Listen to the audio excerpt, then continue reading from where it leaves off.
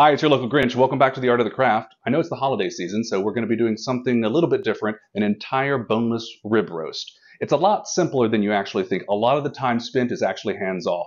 Stick with me. I'm going to walk you through the entire process. Let's get cooking.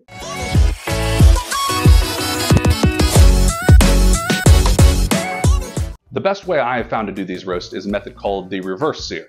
Reverse sear is when you stick the item in the oven and you cook it at a very low temperature. We're going to look for somewhere around 150 to 200 degrees. And before you're ready to serve it, you throw it back in at an incredibly high heat, and that will give you a great sear on the outside. The end result is going to be the entire same doneness through the entire piece of meat with only a little bit of sear, so you're not going to end up with big bands of gray. Let me give you a little anatomy of the roast just so we know what we're talking about.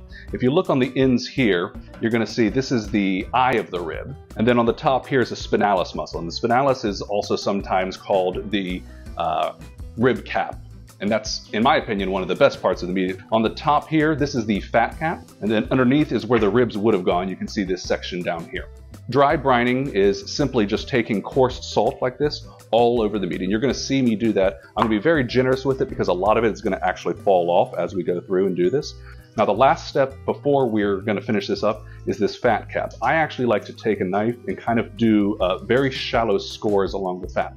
What that's going to do is expose a little bit more surface area, and as the intense heat gets there, it's going to make these great crispy little channels in your roast. It's going to make it look beautiful. You're going to be able to stick this in a refrigerated area uncovered, ideally 24 hours. You could do it as much as 36 or 48 hours if you have that. So my oven's at 175 degrees. Some ovens will be 200 or 250 degrees. The actual oven temperature is less important than the temperature of your meat.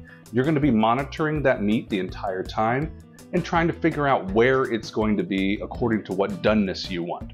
So for me, I'm looking between medium rare and a medium. That's between 125 and 130. If you're looking for a more well-done roast, maybe 135, maybe 140. If you're looking for a more rare roast, maybe around the 120 mark. Also keep in mind that you're going to get a few degrees of carryover cooking, so don't overshoot, always undershoot. So here we are at the oven. Let's go ahead and stick our roast in. Nothing exciting, nothing special about this roast. All it's been is salted and taken out for a little bit earlier.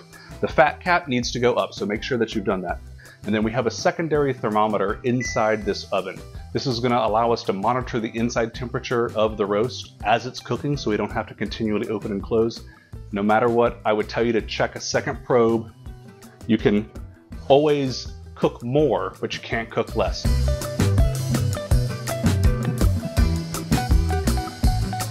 Okay guys, this is what the roast looks like. We've been roasting it for about 4.5 hours at 175 degrees Fahrenheit. The internal temperature is 125 degrees, and that's the important thing.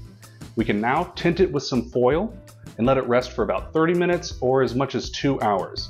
550 degree oven. Right before we stick it in, I've got a little egg wash here that I've done egg whites and just kind of whipped it together. Credit where credit's due. This is from Chef Steps. So really what we want to do is kind of coat the outside of this roast.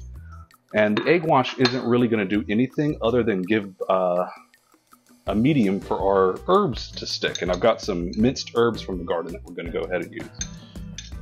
We'll use the rest of it on the top. So this beautiful crust is going to cook really well in the oven. And we're just going to throw this in an oven at 550 degrees. So here we go.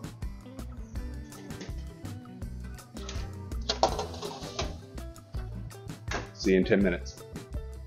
550 degrees in this oven, so be careful. When you open it, it's going to be a blast of heat. Ready to take a look? Here we go. Absolutely beautiful.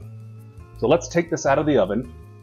What we've done is seared that outside with all those herbs and spices, and I'm just going to let it sit here for a few seconds before I go over to the kitchen and carve it. Here's what we've been waiting for. The roast has been in the oven for about 10 minutes, and as you can see, great brown on the outside. We took the temperature internally earlier, so we know it's about 125 to 130 degrees.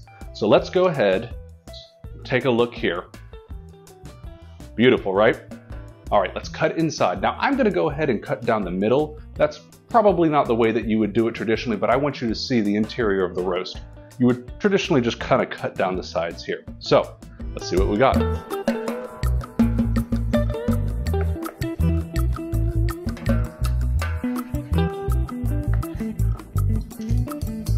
crispy exterior, perfectly medium rare interior. I don't know that it gets much better than this. Now you can see it's a lot easier than you thought it would be. A lot of the time is spent idle. I hope you enjoy it. From my family to yours, happy holidays. And before I go, let me hijack this, turn it around, and show you my in-laws who have been so instrumental in helping us this evening. Say hi, everybody. Thank you to the Andrews. They've supplied the meat and suffered through everything. Happy holidays. Rib roast that we're going to be doing. It's a lot easier than you think. Mess that up. Yeah? Yeah. It's a very traditional meal here. 5 degrees.